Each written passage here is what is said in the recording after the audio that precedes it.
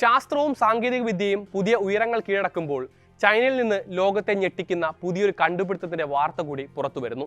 ഗ്യാങ്ഷു ആസ്ഥാനമായ കൈവ ടെക്നോളജി എന്ന Chinese tech company ലോകത്തിലെ ആദ്യ ഗർഭധാരണ ഹ്യൂമനോയിഡ് റോബോട്ട് വികസിപ്പിക്കാൻ ഒരുങ്ങുകയാണ്. കൃത്രിമ ഗർഭപാത്രം ഉപയോഗിച്ച് മനുഷ്യ ശിശുവിനെ വഹിക്കാനും പ്രസവിക്കാനും ശേഷിയുള്ള ഈ റോബോട്ട് 2026 പുറത്തിറങ്ങുമെന്നാണ് പ്രതീക്ഷിക്കപ്പെടുന്നത്. പുതിയ കണ്ടുപിടുത്തം ശാസ്ത്രലോകത്ത് വൻ ചർച്ചകൾക്കും ധാർമ്മികതയുമായി ബന്ധപ്പെട്ട വിവാദങ്ങൾക്കും വഴിവെച്ചിരിക്കുകയാണ്. വിശദമായി പരിശോധിക്കാം. സ്വാഗതം ഇൻഡെപ്തിലേക്ക്.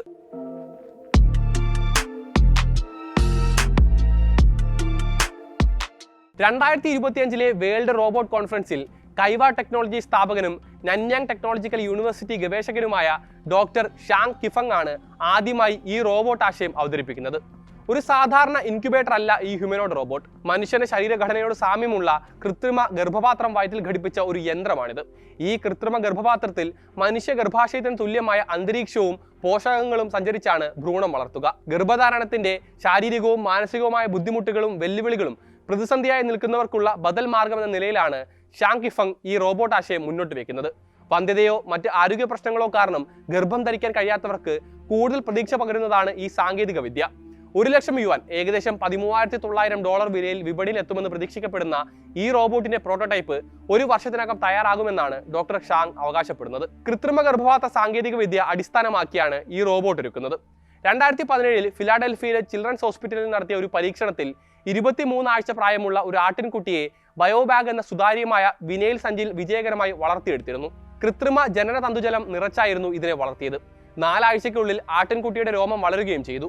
എന്നാൽ ഇപ്പോഴത്തെ കൃത്രിമ ഗർഭപാത്രങ്ങൾ ഭാഗിക ഗർഭകാലത്തിന് ശേഷം മാത്രമാണ് ജീവന് പിന്തുണ നൽകുന്നത്.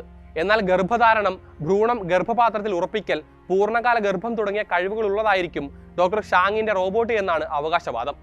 എന്നാൽ തന്റെ കണ്ടുപിടുത്തത്തെക്കുറിച്ചുള്ള വിശദാംശങ്ങൾ അദ്ദേഹം ഇതുവരെയും വെളിപ്പെടുത്താൻ തയ്യാറായിട്ടില്ല. ശാസ്ത്രലോകത്ത് വലിയ ആകാംക്ഷയായി മാറിയിട്ടുണ്ട് എങ്കിലും ധാർമ്മികവും നിയമപരവുമായ ചർച്ചകൾക്കും പുതിയ ഗവേഷണം വഴിവെച്ചിട്ടുണ്ട്. റോബോട്ട് വഴി ജനിക്കുന്ന കുഞ്ഞിന്റെ അവകാശങ്ങൾ, മാതാപിതാക്കളൊക്കെ ആരാകും, പരമ്പരാഗത കുടുംബഘടനകളെ ഇതെങ്ങനെ ബാധിക്കും എന്നിവയാണ് പ്രധാനമായും ഉയരുന്ന ആശങ്കകൾ. ഇതോടൊപ്പം സാങ്കേതിക വിദ്യയുടെ ദുരുപയോഗ സാധ്യതയും ചിലർ ചൂണ്ടിക്കാട്ടുന്നുണ്ട്. ഗ്യാങ്ഡോങ് പ്രവിശ്യയിലെ അധികൃതരുമായി ഈ വിഷയത്തിൽ ചർച്ച നടത്തിയ ശേഷമാണ് കണ്ടുപിടുത്തത്തെക്കുറിച്ചുള്ള വിവരങ്ങൾ പരസ്യമാക്കുന്നത് എന്നാണ് ഡോക്ടർ ഷാങ് പറയുന്നത്. ഇതുമായി ബന്ധപ്പെട്ട് ആവശ്യമായ നയപരവും നിയമപരവുമായ നിർദ്ദേശങ്ങൾ സമർപ്പിച്ചിട്ടുണ്ട് എന്നും അദ്ദേഹം അറിയിച്ചിരുന്നു. അതേസമയം ഈ സാങ്കേതിക വിദ്യയുടെ പ്രായോഗികതയെക്കുറിച്ച് സംശയം പ്രകടിപ്പിക്കുന്ന ആരോഗ്യ വിദഗ്ധരുമുണ്ട്. മനുഷ്യ ഗർഭധാരണത്തിന്റെ സങ്കീർണമായ ജൈവശാസ്ത്ര പ്രക്രിയകൾ പൂർണ്ണമായും അനുകരിക്കാൻ ഈ റോബോട്ടിന് കഴിയുമോ എന്ന ചോദ്യമാണ് അവർ ഉയർത്തുന്നത്. ഗർഭാശയത്തിന്റെ ഹോർമോൺ നിയന്ത്രണം, ഭ്രൂണത്തിന്റെ വളർച്ചയ്ക്ക് ആവശ്യമായ സൂക്ഷ്മമായ ജൈവ രാസപ്രവർത്തനങ്ങൾ തുടങ്ങിയവ അങ്ങനെ തന്നെ പകർത്തി കൃത്രിമമായി നിർമ്മിക്കുക ദുഷ്കരമാണെന്നും ഒരു വിഭാഗം ആരോഗ്യ പ്രവർത്തകർ ചൂണ്ടിക്കാട്ടുന്നുണ്ട്.